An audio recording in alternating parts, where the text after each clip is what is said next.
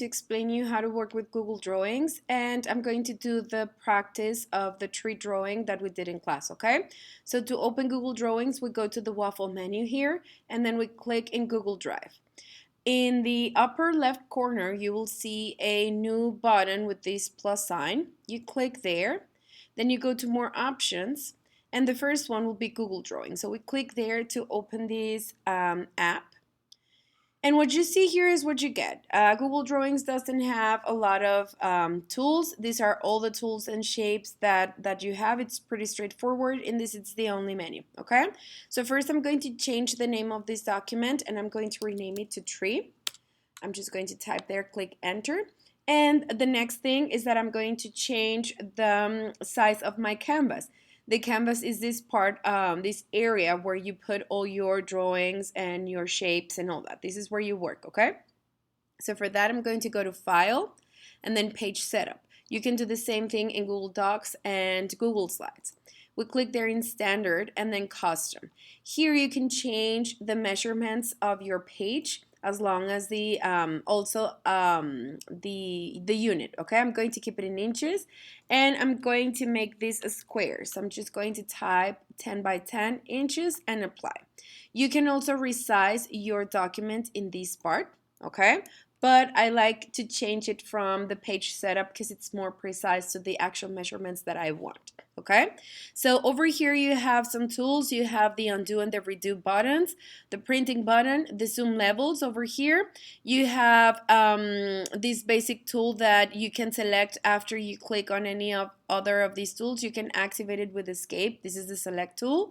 Then you have all these types of lines. You have multiple shapes that you can find in any other Google app, again, like Google Docs or Google Slides. You have the text box and you can insert images from all of these places, okay? You can also add comments. So this is what we are going to do. The tree that we created in class was with the purpose of showing you how to vectorize and how to trace an image, okay? So what we did was to go to Google and find a raster image of a tree. These raster images, remember, that are created with pixels, right? But how can I convert this raster image or this tree into a vector? So we need to vectorize it, okay? So I'm just going to copy this image and paste it in Google Drawings, okay? Because I'm going to create a vector out of this tree. I'm going to double click to activate the crop options, the crop tool. So I just want to get rid of the excess of the white part of this tree. And I'm just going to press enter. And I'm going to resize it so it covers a lot of part of my, many part of my canvas, okay? So now that I have it, this is what we are going to do. You have several tools in here. You have the scribble, the polyline, and the curve, okay? The one that we are going to use that it's similar to Illustrator, it's the curve. And this one will help you to understand vectors better. Remember that vectors are created with points and lines, right? So we are not going to use these two because the scribble only creates lines and the polylines create polygons. But since this is a more organic shape, that's why I'm using the curve, okay? And this is the only tool from Google Drawings that allows you to modify the points after you created a shape, okay? So I'm just going to click there in curve tool, and I'm going to click first on my zoom tool to increase my zoom level so I can see better what I'm doing, okay? This is a good tip for you. Then I'm going to click on the curve tool again, and every time I click, I will be adding a point. Okay, so this is the curve tool because you add one point and then you click on a second part to add a point. But when you drag, you create a curve. Do you see that? So this way, you are able to create curves with this tool. Now, if curves don't look like good at the beginning, I'm not going to worry because when I'm done, I am going to use the same tool to modify the points that I'm creating, okay? So I am just clicking here. To scroll down, you can use the scroll bars from here and from the bottom, or if you're using a mouse, you can just use the scroll of your mouse to move around, okay, or to pan around. So I'm just going to do this super fast. And what I'm doing is tracing first the leaves of my tree, okay? That's the first step. I'm going to do this really fast because I don't want this to be a super long video.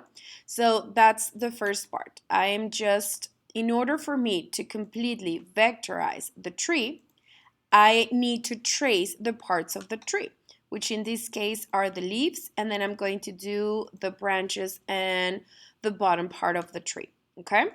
So let me do this fast. When you start doing the other portrait, the vector portrait, remember that it's a good option and it's a good tip, like a suggestion that I give you, that you work with high levels of zoom, especially when you have details. Now, I've reached the point where I started, like my starting point. As you can see, it snaps. If you click outside, like, a little bit outside of the starting point, it won't close. And what you just created is just a line. And we don't want a line. We want a shape, right? We want a shape with fill, color fill, and a stroke as well. So it needs to snap in order for me to close this shape, okay? Now, if you start creating a shape like this, you get very excited and you start creating your shape, but you click super fast, this shape is going to close and the stroke will not get completed and you cannot go back. If you click again, you start creating a shape and then you click here, but you didn't want to add a point there, do not do Command Z because that won't do anything. It won't undo. You have to press escape and start your shape all over again. So remember to be careful when you work with this tool because it doesn't allow you to go back, okay? So in here, if you think that you can get the scribble tool and just click there and connect this, you won't be able to do that, okay? That's not possible. So what is possible? That after you're done creating your shape, you can double click in your shape. As you can see, you have all the points and curves that create your vector, okay? So in here, what you can do is to click on each one of those points individually and modify them. So as I was telling you at the beginning, in case some of your curves don't look good, don't worry a lot. Add the points that you need, okay? In this case, if you add a couple extra points for better manipulation, the better, because that way you will have enough points to modify your curve after you close your shape, okay? So those are the points that create my vector. So what I did here is to trace one part of my tree, okay? So when I'm done creating the log and the branches as well, this entire process is called vectorizing. I just vectorized a tree, okay? So I cannot see the branches, right? So another tip is to remove the fill. You just click here in the paint bucket or the fill color and then transparent to deactivate or to remove the background, the fill of this shape so that you can have more visibility to trace the branches, okay? So again, I'm going to do this super fast. I'm not going to add a lot of details to this part. And I'm just going to do the branches really fast. You can take a look at my final result on the side, okay? So I just have the branches right here. I snap it so I can close the shape. And I press escape to activate the select tool. I double click and I can modify the branches or the shapes that I created. After you have both parts of your tree done, you no longer need the original image because we already vectorized that image, okay? So I'm just going to delete it and I'm going to continue with the fill color, okay? So I'm just going to click first on the leaves over here. I will go to the fill color and you have these two options. You can fill it out with a solid color or a gradient. And these are not all your options. You can click in this plus button in custom to pick any hue of your choice. Hue is a synonym of color. You can pick any hue of your choice, customize your own color, and then you click OK. You can also add a gradient, okay? I'm going to do the same thing with the branches. I will click here, And then I'm going to click in custom and pick a nice brown color for the branches. And then I'm going to click OK. You can remove the stroke or the border of your shapes. If you click in one of them, you go here to the border color and click transparent to remove them, okay? You can also change the weight, like the thickness of the border, by going to this part. You pick any of these thicknesses or weights, and you can also change the border of your tree. So for example, that one looks interesting. I'm just going to pick a darker color, a darker brown for my tree, okay? So as you can see, it's looking pretty good. Now, let's talk about the order of the objects after you draw them. I'm going to use my tool again because now I want to create a couple of bushes around these branches, okay? So I'm just going to draw them super fast, very organic. No perfect shapes there. I can press escape, double click, and again customize or improve my shapes, okay? Do not leave, when you do your vector portraits, do not leave your curves like unattended, okay? As they turn out the first time. Take time, enough time to make them pretty, to make them look good, okay? So this is my branch. Now I'm going to pick a darker color, a darker version of the same green. So I'm just going to move the hue there a little bit just to add it shadow. I will remove the stroke and I'm going to copy paste this several times to give it a little bit more depth to my tree, okay? You can rotate these objects after you created them, okay? You can rotate them and you can also make them bigger. You can resize them. I want to put this one behind the branch. So what I'm going to do is to do right click or two finger click, order, and send backward as many times as I need until it goes behind the branch, okay? Like that. I'm going to copy this again because I want to have like the illusion of having one branch be like one bush behind the other. So I'm going to grab the one that's behind it, click on custom, and I'm going to make it slightly darker than the other. This way I'm giving my branches some depth. I will do the same with this one, order, send backward as many times as I need until it goes back. And I'm going to pick that dark color that I chose, okay?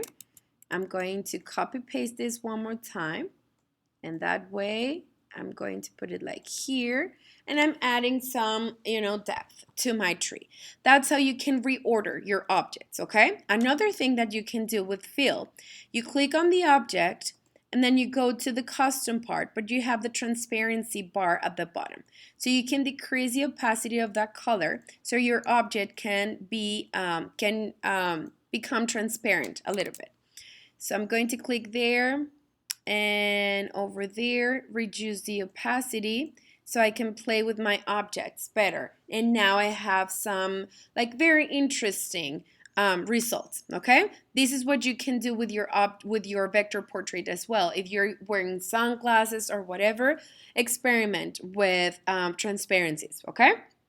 Now, after I do that, I'm going to create an apple. But as you can see, this entire, all these objects that I created for my tree are one object, one single object.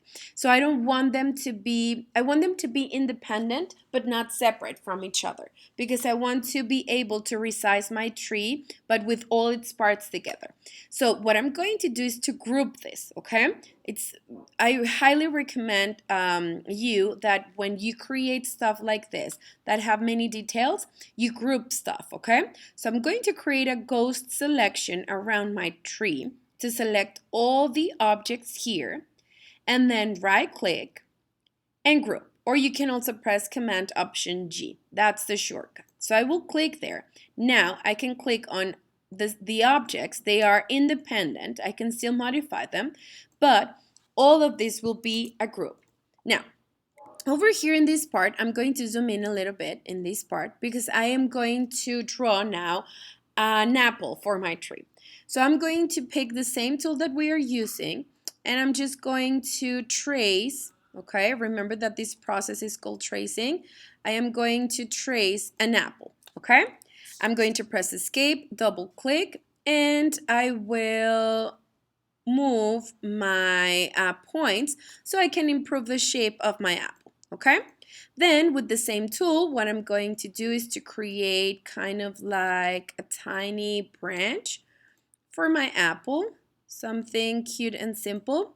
I will close it. Then I am going to trace a leaf for my apple, something like that, pointy. And finally, I'm going to add a little bit of light to this part of my apple so it doesn't look that plain, okay? Now, I'm pressing escape and I will recolor all of my objects. I'm going to pick a brown color for that, then a green for my leaf. I think I'm going to choose a transparent one, and I will keep this one white. I will not remove the background, the stroke for any of my leaves, for any of the objects of this apple, and I'm just going to rotate this part over here just to make it look prettier, something like that. I like my apple that way. I'm going to rotate it a little bit, and what I'm going to do is to group this as well, okay? But if I create a Go selection, then the tree behind it is going to get selected as well. So I don't want that, right? So I'm just going to click in one object, then press Shift, keep pressing Shift, and then select the rest of the objects, okay? That's a good tip for you. And then you can group these objects.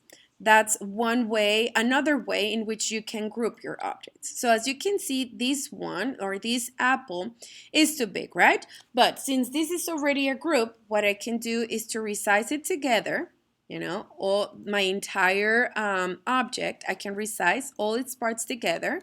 Then I'm going to copy paste this several times, and I can rotate my apples and place them around my tree. Okay, as many apples as you want. I'm using the branches as a reference, but you can put them like outside your tree, like in this part of the branches as well. Rotate them, and that's how you can create other objects. Now, finally, what I'm going to do is to put the background in a gradient because I want to show you how to work with gradients as well, okay? But this is a group and the tree is a group as well. But I want all my objects to become one group now. So I'm going to select all of them again and group them. So now I have independent apples because I can select each part of my apple independently, but they are one single object now. Okay, so I'm going to bring this more to the bottom. Then to color the entire background, I'm going to click here on the shapes and pick the rectangular shape and create one big square that fills my entire canvas like that, and I will send it to the back. Okay, so right click, order, send to back, completely to back. I don't want border colors, so I'm just going to click in transparent. Then I'm going to go to fill, and instead of solid, I will pick gradient. Okay, so here in gradient, let me bring this to the front because I want to show you how the gradients look, and then I will send it to the back. Gradient. You have all these presets, right? You have some linear gradients and you have some radial gradients. The radial gradients are the ones that the colors are blended like in a circle, and the linear, of course, in a line. But you can customize these gradients. So you click on the plus button and you have these two options. You have the radial option or the linear option, okay? So I'm going to start with the radial. In the radial, you can pick, let me change this color first to a darker one so that you can see better the result. You can pick where that source of light or that circle starts, that gradient circle starts, okay? So this one starts from the center, but you can also put it like top left. For example, if you are doing, I don't know, like sunshine or a sunset, or you want to put a sun here or a moon or whatever, okay? You can change how the gradient looks over here. And you can also add gradient stops. These colors that you see here, these are called gradient stops. So when you click on one of them, you can change their color here and you can customize them as well. You click in the plus button and you can change or customize that color too. Okay? Now, these cannot move. If you want to add more color stops, you click here in the Add Gradient Stop. These are the ones that are in circles. These are the ones that you can move, and you can also customize, okay? So click Add, and you are able to add more colors to your gradient. And it's the same thing for the linear. You click in the linear, but in this case, you can change the angle in which that gradient will look, okay? So I'm just going to change these colors because they are weird. I'm just going to pick another color for my background, and instead of black, I'm just going to go with green. Those colors for now will do for my work, okay? And I think I'm going to have it like that, linear gradient. I like that one, and then I'm going to click OK. And I will finally send it to the back. So this is how my drawing looks like after I used my curve tool, which is the only one that allows me to modify my points, and my gradients. We have transparency. This is pretty much all the tools that Google Drawings have for you to create your stuff. And the last thing that I will do is to use the text box I'm going to drag it in here. I will put my name to sign my beautiful drawing. You can increase the size of your font, change the type of font if you want, and even the color, okay, of your font. That's what you're going to do. So what happens after you're done with your drawings here? You can save them, okay? So I'm going to go to File, and then I have the download option, and as you can see, you have raster and vector formats.